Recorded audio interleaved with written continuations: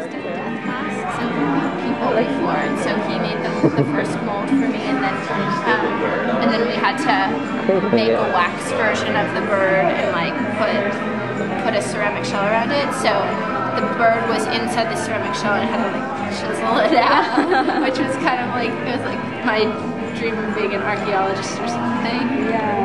Oh my god. So cool. So it's completely made out of lead, right? Yeah. The whole thing.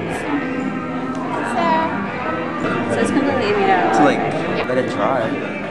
oh, it kind of solidified pretty immediately.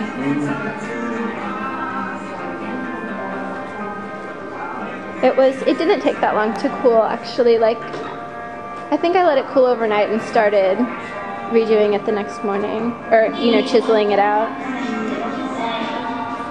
It was kind of fun to chisel it out. It was like exciting because I didn't know how it would turn out, so that was cool.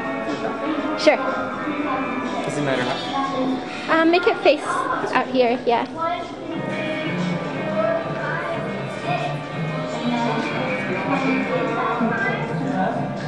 Thank you.